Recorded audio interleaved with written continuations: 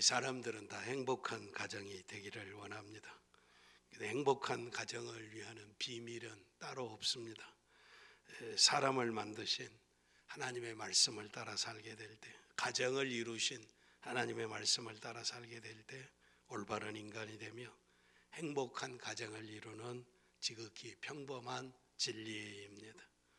오늘은 가정의 질서가 무너지고 창조의 질서가 무시를 당하고 오히려 악이 활발하게 활동하는 시대에 살고 있습니다.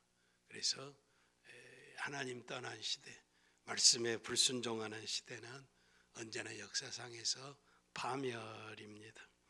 우리는 이 어지러운 세상을 살아가면서 오늘 천지를 창조하신 인간의 생명의 주인이신, 가정을 만드신, 남자와 여자를 만드신 하나님의 음성을 듣기를 원합니다. 하나님의 말씀 가운데서 자녀들아 너희 부모를 주 안에서 순종하라, 이것이 옳으니라 라고 말씀하고 있습니다. 부모를 순종하는 것, 경외하는 것, 이 옳은 일이라 라고 하는 것입니다. 순종하다라고 하는 것은 듣고 복종하다라고 하는 의미가 있습니다. 듣고 복종한데 권위 아래서 듣는다라고 하는 것입니다. 부모는 하나님이 세우신 권위입니다. 권세라라고 하는 것입니다. 하나님은 이 권위를 통해서, 이 채널을 통해서 복을 주십니다. 부모를 통해서 자녀에게 복을 주시고 가정에 복을 주신다. 그러므로 부모에게 잘 순종하는 것, 이거 하나님의 뜻이다. 공경하라라고 하는 말은 경외하라라고 하는 말씀입니다. 존경하라라고 하는 뜻이 있습니다. 그러므로 자녀들은 모든 말과 행동에 있어서 부모의 말씀을 들으며 순종하고 부모를 존경하고 경외해야 한다라고 하는 이것이 하나님의 뜻입니다. 그런데 오늘 하나님의 말씀이 조롱을 받는 대표적인 일들은 자녀들이 부모에 대해서 겸손하지 못하다는 것입니다. 예의가 없고 행동하는 일이 자기 멋대로 행동하고 있다. 규율과 질서가 깨어져 버렸다라고 하는 것입니다. 그래서 자기들이 옳다고 주장하고 부모에게 거만하게 말하며 부모를 경멸하기도 한다라고 하는 것입니다. 이런 부모에게 순종하라고 하는, 경외하라고 하는 하나님의 말씀을 정면으로 짓밟고 도전하는 참으로 추하고 악한 일이다 라고 하는 것입니다. 그러므로 부모에게 순종하고 공경하는 것이 이제는 옳은 일이라고 하는 것입니다. 옳은 일이 있으면 옳지 않는 일이 있는데 이것이 악한 일입니다. 추한 일이라고 하는 것입니다. 옳은 일을 하는 사람들은 복 받을 것이고 악한 일을 하는 사람들은 저주 받을 것입니다. 왜 부모에게 순종하고 공경해야 합니까? 부모에게 순종하는 것이 본질적으로 옳은 일, 좋은 일이고 선한 일이다라고 하는 것입니다. 이것이 바로 창조의 질서, 이게 하나님의 뜻이고 이것이 자연 질서입니다. 자연 질서는 물은 위에서 아래로 흐르는 것입니다. 자녀들이 부모에게 거역하는 것은 물이 역류하는 것입니다. 낮은 데서 높으로 올라간다. 이게 얼마나 힘들겠습니까? 행복하지 않다라고 하는 것입니다. 자연의 질서가 깨지고 인생의 본연의 이제 질서가 허물어져 버린 것, 하나님을 대적하고 하나님의 말씀에 불순종하고 살면 결국 파멸이라고 하는 것입니다. 그런데 이런 일이 우리의 인생에 가장 가까운 부모와 자식 간에 가정에서 일어날 수 있다라고 하는 것입니다. 중국 사람들의 격언 가운데서 부서진 둥우리에는 깨어진 알뿐이다라고 하는 말이 있습니다. 둥우리가 이제 잘 보존돼 있어야 거기 알을 낳고 그리고 부화해서 새끼를 종족을 번성했는데 둥우리 자체가 깨어져 버렸습니다. 둥우리 자체가 깨어져 있으니 그 속에 있는 알도 깨어져 버렸다. 후손을 기대할 수가 없다라고 하는 것입니다. 부모를 공경하는 것은 약속 있는 첫 계명이라고 하나님께서 말씀하셨습니다. 계명이라고 하는 것은 말씀에 순종하면 복을 받습니다. 그런데 부모에게 순종하는 것이 첫 계명이다라고 하는 것입니다.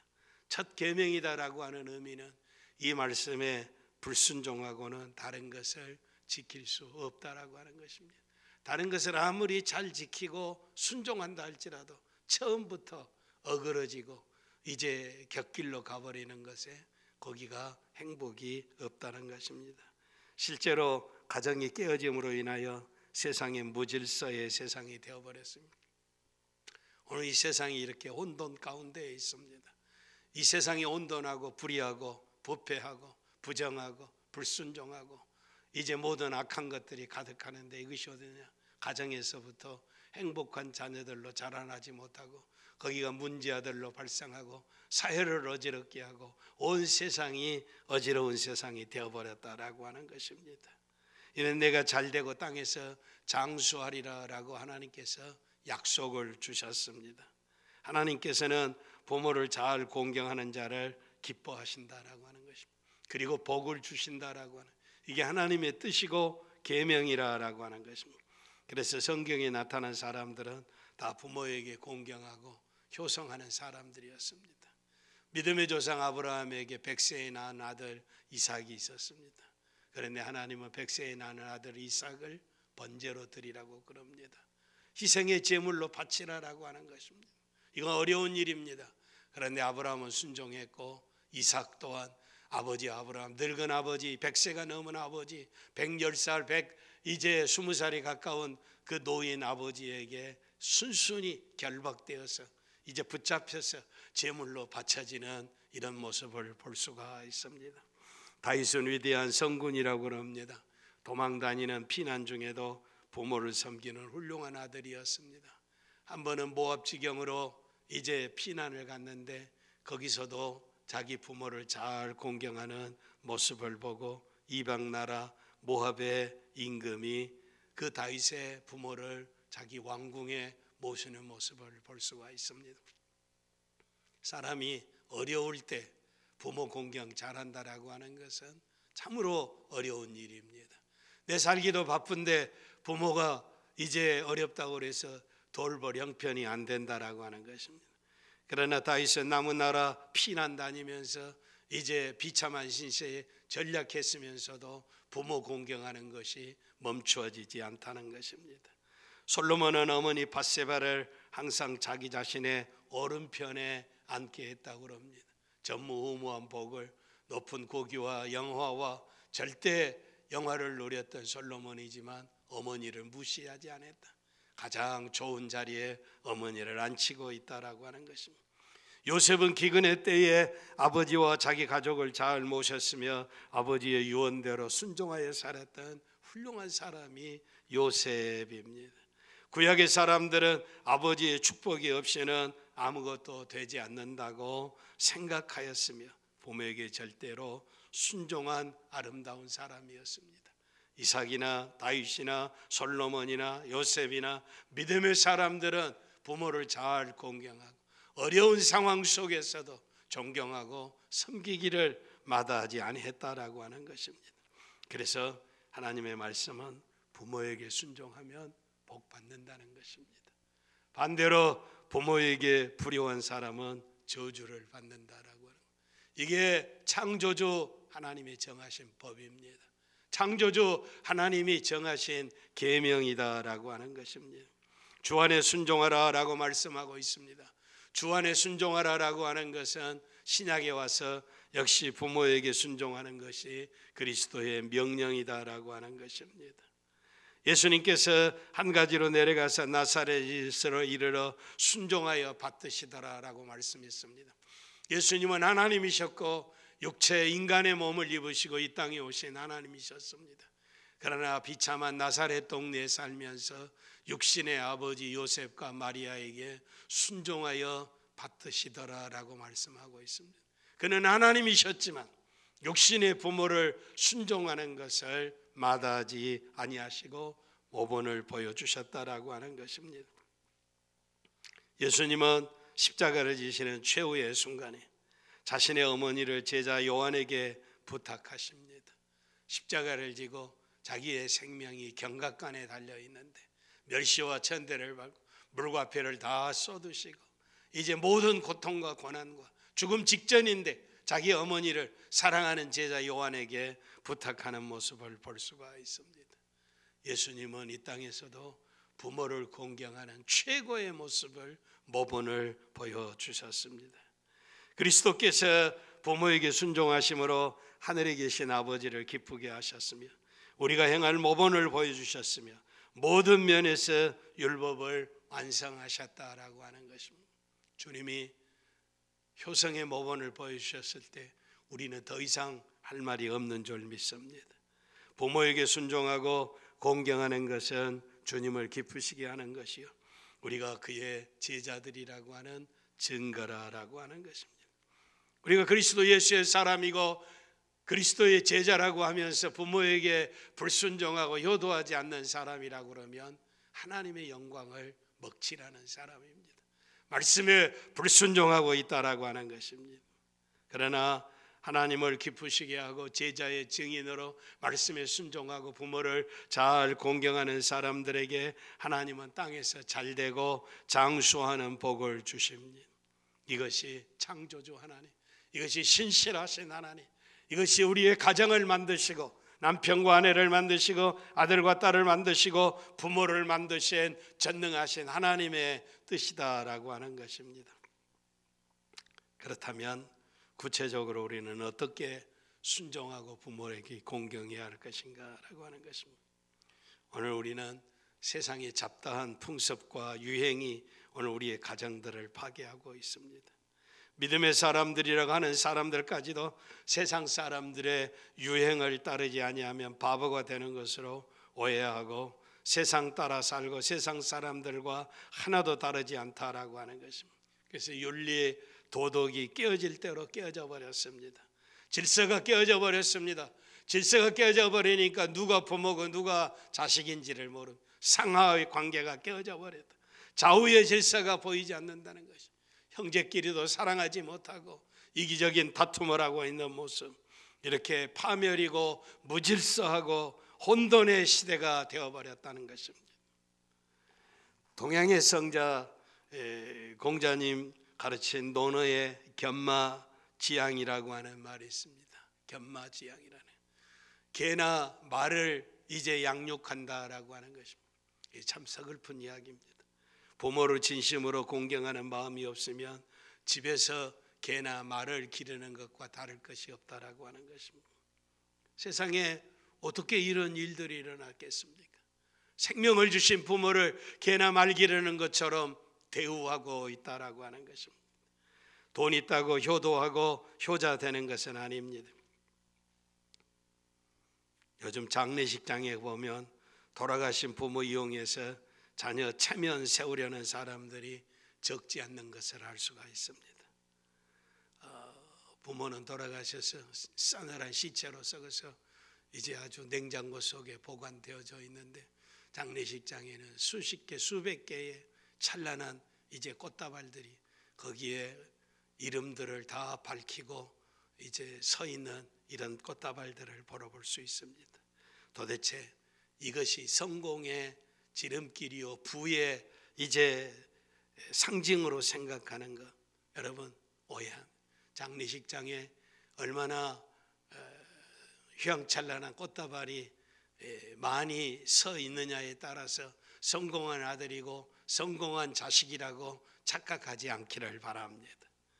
이렇게 부모를 경히 여기면 그들도 그 자녀들로부터 존경을 받지 못합니다. 싸늘하게 씻어버린 시체 앞에 꽃다발이 줄 서서 이제 온 세상 사람들에게 놀라운 기적을 이루는 것 같지만 중심은 아니다라고 하는 것입니다. 자식이 그 부모를 보고 있습니다. 그래서 존경받지 못한다라고 하는 것입니다. 이 시대는 부모를 집 지키는 늙은이로 취급합니다.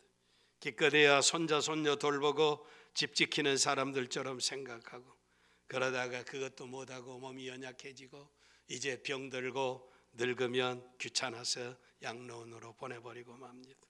그래서 자기가 내가 너무 힘들고 삶이 힘들고 고통스러우니까, 내가 직장에 나가야 하니까, 내가 돈 벌어야 하니까 부모 모실 여유가 없다라고 하는 것입니다. 이건 핑계가 되지 않습니다. 이유가 되지 않습니다. 변명이 되지 않는다라고 하는 것입니다. 돈을 왜 법니까? 아들, 딸을 왜 양육합니까? 왜 성공하고 왜 출세해야 합니까? 부모 공경 잘하기 위해서가 아닙니까? 그런데 성공하고 출세하기 위해서 부모를 버려버린다라고 하는 것은 앞뒤가 맞지 않는다는 것입니다. 양로원에서 운명하시면 최고의 장례식장 찾아서 거창하고 성대하게 장례식을 치릅니다. 요즘 한국에서 이제 전성시대는 상조 보험회사이고 광고회사, 이제 장례식장입니다. 이는 순전히 부모를 위하는 것이 아니고 자식들 자신을 위하는 보험이고 자식을 위하는 거칠의 행사라고 하는 것입니다. 결국 부모 이용해서 자기가 돈 벌고 보험 타먹고 세상에서 명예를 누리겠다고 하는 생각, 발상 자체가 아주 좋지 못합니다. 어떻게 그 후손이 복을 받을 수가 있겠습니까?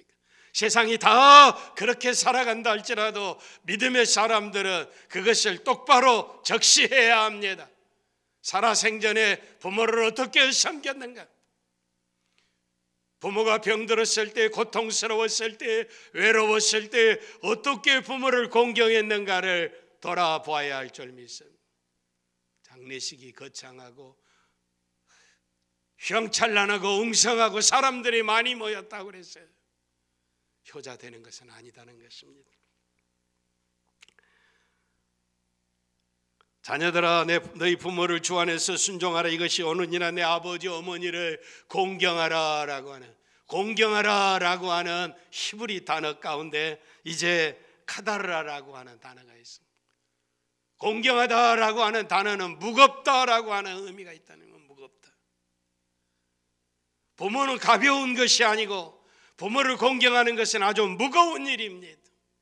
쉽게 할 수 있는 일이 아니다라고 하는 것입니다. 그런데 이 무겁다라고 하는, 카다르라고 하는 의미 속에 또 다른 의미가 있는데, 간장, 우리의 몸속에 있는 간이라고 하는 의미도 있다는 것입니다. 히브리 사람들이 사용하는 단어입니다.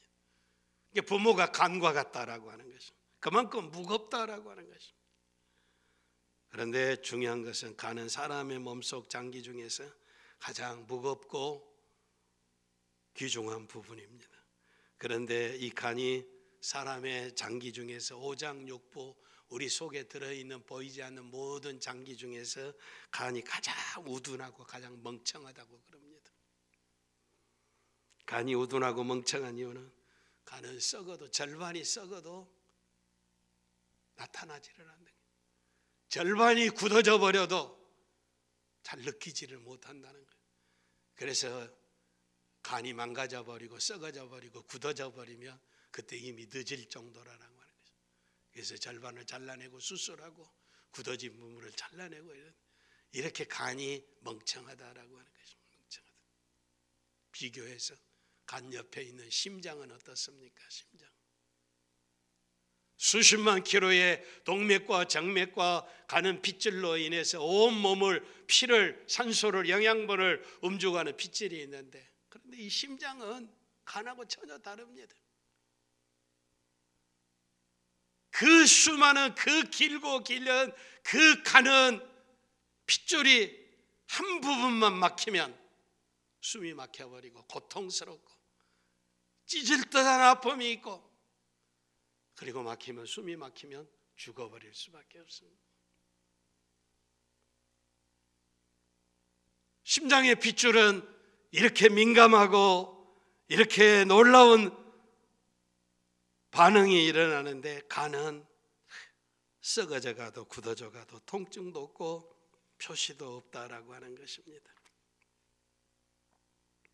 그래서 가장 나중에 간이 다 썩어버린 것을, 굳어버린 것을 발견하면 그때 너무 늦어서 생명이 끝나고야 만다라고 하는 것입니다. 그래서 히브리 사람들은 공경하다라고 하는 단어를 간이라라고 하는 단어로 사용했지만 그만큼 부모는 무겁다라고 하는 것입니다. 부모의 속성과 같다는 것입니다. 그렇습니다. 우리의 부모들은 춥고 배고프고 아프고 서러워도 자식에게는 내색하지 아니하고 끝까지 괜찮다고 하는 것이 부모입니다. 그리고 일생을 희생하며 사는 것이 부모입니다. 우리는 부모를 내 속에 있는 간처럼 존중히 여길 수 있기를 바랍니다. 무겁고 귀찮다고 떼어버릴 수 있는 것이 아닙니다. 부모가 능력이 있고 없고가 문제가 아닙니다. 우리에게 생명을 주시고 우리를 먹이시고 입히시고 키워주셨습니다. 내가 어렵고 궁핍하여도 부모는 무겁게 공경해야 한다라고 하는 것입니다. 세상이 아무리 힘들고 어려워도 직장이 문제가 아니고 돈 때문에 문제가 아니고 환경 때문에 문제가 아니고 아들, 딸 때문에 문제가 아니고 부모는 부모로 공경해야 한다는 것입니다. 이게 하나님의 명령입니다. 예수님께서는 십자가의 고통 가운데서도 어머니를 제자에게 공경하도록 부탁한 것입니다. 육신의 어머니입니다. 하늘의 신령한 세계가 아니고 육체의 어머니를 사랑하는 제자 요한에게 부탁하는 것을 여러분 잊지 마시기를 바랍니다. 희로애락 사시사철 추나추동 구별 없이 부모를 귀중히 여기고 잘 섬기며 특별히 연로하시고 병들고 제정신이 아닐 때 잘 돌보고 섬기고 공경하시기를 바랍니다. 건강했을 때만 부모가 아니고 나이가 들면 병들게 되어 있습니다. 나이가 들면 정신이 제정신이 아니게 되어 있습니다. 나이가 들면 짐이고 무겁게 이제 힘들다라고 하는 것입니다. 그러나 부모 공경하는 것은 내가 돈 벌고 내가 성공하고 내가 사업이 잘 되고 아들 딸들 공부시키고 내가 출세하고 성공하는 것보다 더 중요하다라고 하는 것입니다. 왜 돈 버는 것 때문에 부모를 팽개쳐 버립니까? 왜 아들 딸들 때문에 우리 어머니 아버지는 요양원으로 가야 합니까? 세상이 다 그렇다고 우리까지도 그렇게 해서는 안 된다라고 하는 것입니다. 병들었을 때, 제정신이 아니었을 때, 힘없고 늙었을 때 부모 공경 잘하시기를 바랍니다. 왜 아멘 안 해요? 저는 아멘을 요구하는 사람은 아닙니다. 그러나 양심에 가책이 오고 고통스럽고 하나님의 음성을 들으면 밖으로는 못해도 속으로 아멘 하시기를 바랍니다. 우리의 부모님들은 존경받고 무거운 대우를 받고 사랑받고 힘이 없으면 힘이 없을 때 더 사랑하고 제정신이 아닐 때 부모 공경 더 잘하는, 돈 버는 것보다 성공하는 것보다 출세하는 것보다 부모 공경하는 것이 더 중요한 일이라고 하는 것을 꼭 기억하시기를 바랍니다. 효도 중에 가장 큰 효도는 예수 믿지 않는 부모님 예수 믿어 하나님께로 인도하는 것입니다. 그런데 우리가 효자 되기를 원하지만 효자 되기를 가장 가로막던 것이 우리 집안에 있습니다. 내 집안에. 세상의 모든 어머니들은 효자 아들을 두는 것을 다 바라고 있습니다. 우리 아들 딸들은 다 효자 되기를 원합니다. 다 효자 되기를 원합니다. 그런데 정작 남편이 효자 노릇을 하며 그 꼴을 제일 못 보는 것이 우리 어머니들입니다. 남편이 부모에게 효자 노릇하는데 왜 아내들은 이 꼴을 못 봅니까? 자기 자식은 효자 되기를 원하지만 남편은 효자 되는 꼴을 못 본다는 것입니다.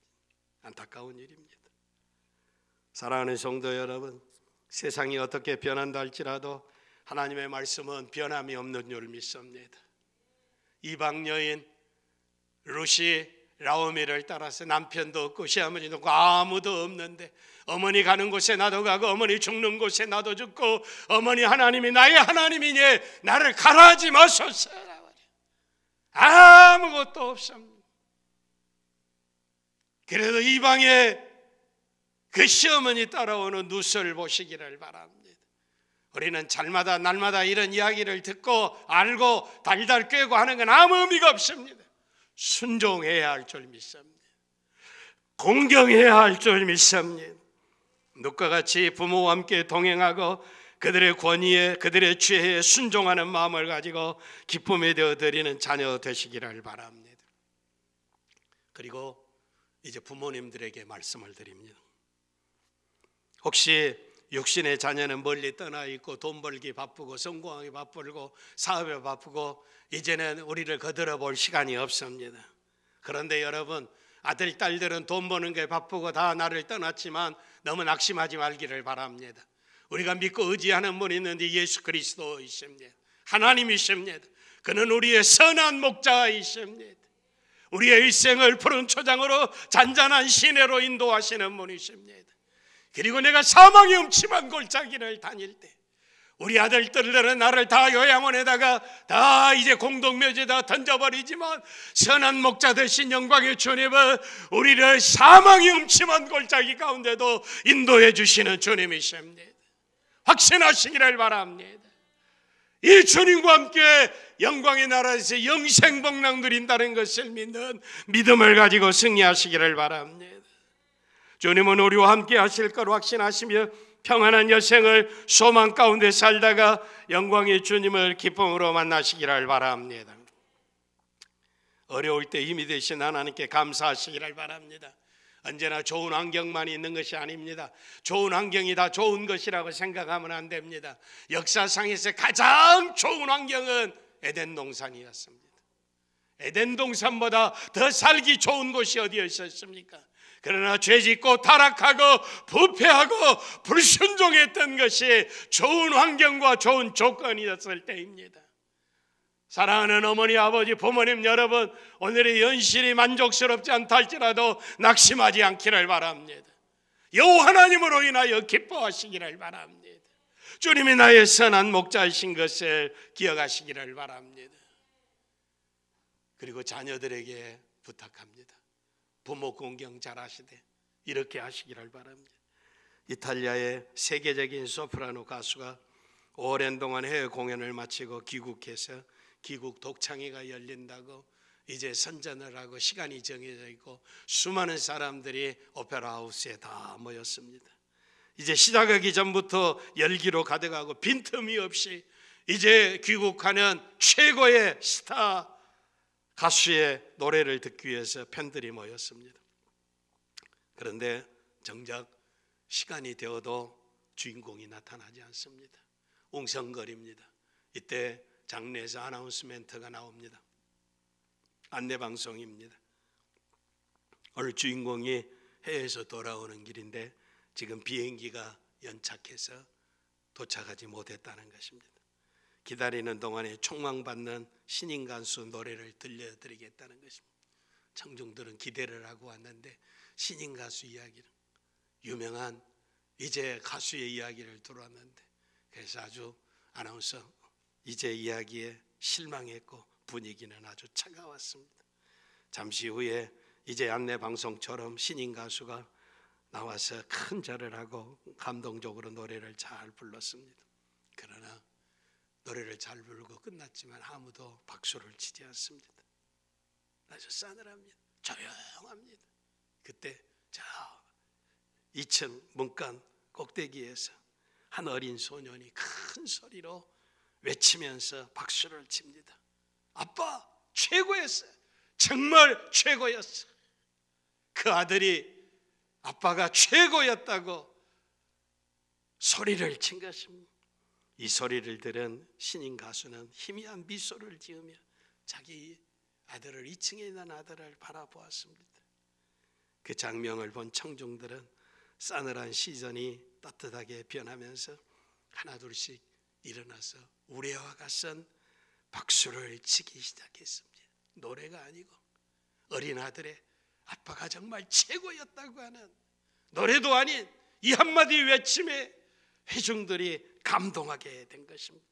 그리고 우리와 같은 박수를 치기 시작합니다. 이들의 이제 박수를 소리를 듣고 나타난 이 신인 가수가 바로 그 유명한 이태리의 테네 가수 파바로티의 이제 루치아노 파바로티였다는 것입니다. 여러분, 아들이 아버지를 영화롭게 한 것입니다. 그 유명한 파바로티를 어린 아들의 격려 한마디가 아버지에게 위로를 주었으며 청중들의 분위기를 바꾸었습니다. 아버지를 위대한 성악가로 데뷔시켰다라고 하는 것입니다. 우리도 우리 아버지를, 우리 어머니를 얼마든지 위대하게 할 수 있습니다. 존경하고 사랑하시기를 바랍니다. 공경하시기를 바랍니다. 땅 위에 살아가는 동안, 이 땅에 살아가는 동안 노인들에 대한 선입관을 버리시기를 바랍니다. 우리가 인생을 살아가는 동안 모든 삶의 현장 가운데서 이제 자신의 생각과 평생의 경험을 우리의 자식들에게 전달해 줘야 할 기회를 우리의 자녀들에게서 빼앗기지 않기를 바랍니다. 하나님의 거룩한 영광의 나라가 우리의 부모들을 통해서 우리의 자녀들을 양육할 것입니다. 미국의 유명한 팔머라고 하는 사회학주의 교수가 이제 10여 년 전에 유명한 앙케이트를 조사를 했습니다. 65세 이상이 넘은 이제 노인들에게 조사를 했습니다. 그리고 인생의 삶을 위하는 30가지의 교훈이라고 하는 30 Lessons for Living이라고 하는 이 세상을 살아가는 30가지의 교훈을 이제 쳐서 책으로 만들어냈습니다. 이때 거기에 65세 이상은 대부분이 2차 세계대전과 대공황기에 찢어지게 가난하게 살았던 이들이 젊은이들에게 할 수 있는 말이 무엇일 것인가 궁금했습니다. 그러나 전혀 상상 밖이었습니다. 노인들이 대답하는 것을 그들이 종합했을 때, 첫째는 젊은이들에게 열정을 따라 살아라, 두 번째는 꿈을 따르라, 세 번째는 가족관계를 소중히 하라라고 하는 것입니다. 노인들이 행복을 결정하라고 하는 것은 가족과 친구들과의 관계 속에 있습니다. 자녀와 소원한 이들은 다른 조건의 행복에도 행복하지 않다라고 하는 것입니다. 자녀들이 어렸을 때 부모가 시간을 함께 하라라고 하는 것입니다. 그리고 노인들이 절대 그렇게 노인이 아니라는 것입니다. 생각이 살아있다라고 하는 것입니다. 정열적으로 살아라라고 하는, 꿈을 따르고 살아라라고 하는, 가족과 함께 살아라라고 하는, 이건 생생한 노인들의 체험이다라고 하는 것입니다. 로마의 신화에 여명의 여신 아우로라의 로맨스의 이야기가 있습니다. 아우로라는 로마 사람들이 만들어 놓은 신화 속에 불멸의 여신으로 젊고 아름다운 이제 귀한 몸이었습니다. 그런데 이 불멸의 여신 아우로라가 아름다운 청년 이제 티토루스와 사랑에 빠지게 됐습니다. 그래서 신과 인간이 사랑에 빠지게 돼서 이 아우로라는 아버지 제우스 신에게 결혼 선물로 티토루스 인간을 자기처럼 불멸의 신으로 만들어 주기를 구했습니다. 제우스는 사랑하는 딸의 청혼을 들어줬으며 그들은 결혼해서 행복한 생활을 보냈습니다. 그런데 아우로라는 남편이 죽지 않기를 구했으나 늙지 않기를 구하는 것을 잊어버렸습니다. 그 오랜 세월이 흐르는 동안 아우로라는 여전히 젊고 아름다웠으나 티토루스는 늙고 힘이 없어 거동하지 못하게 되었습니다. 늙고 병든 남편의 신음하는 모양을 본 아우로라는 그를 죽지 않게 구한 것을 후회했다고 하는 이야기입니다. 사랑하는 성도 여러분, 죽지 않고 병들고 늙고 힘없이 기거동작하지 못하고 살아가는 것은 저주입니다.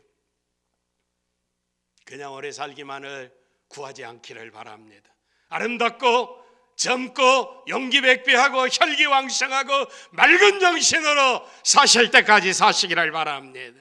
그리고 현세는 우리가 영원히 머무를 곳이 아닙니다. 사는 동안 주어진 믿음과 사명을 따라 충성하고 우리의 영혼의 고향으로 돌아가야 할 줄 믿습니다. 우리가 살 곳은 영원한 본향 주님의 품입니다. 아버지의 품입니다. 영광의 나라를 바라보면서 믿음으로 하루하루를 승리하시기를 바랍니다. 유명한 독일의 괴테는 죽고 산다는 도리를 깨닫기 전까지 너는 아무리 득에 떨지라도 너는 처량하는 나그네라 라고 이야기하고 있습니다. 이 세상은 시작하는 시간이 있고 끝나는 시간이 있습니다. 태어나는 시간이 있고 죽는 시간이 있습니다. 죽은 다음에 우리의 영혼이 어디 가야 할 것인가를 확인하는 사람만이 행복한 사람인 줄 믿습니다. 예수 안에서 천국의 길이 활짝 열리고 영광의 주님과 함께 영원히 살게 된 것을 기뻐하시기를 바랍니다. 우리의 부모님들 남은 생에 건강하시고 믿음으로 승리하시고 우리의 자녀들 부모 공경 잘 하셔서 잘되고 장수하는 복을 누리시기를 바랍니다.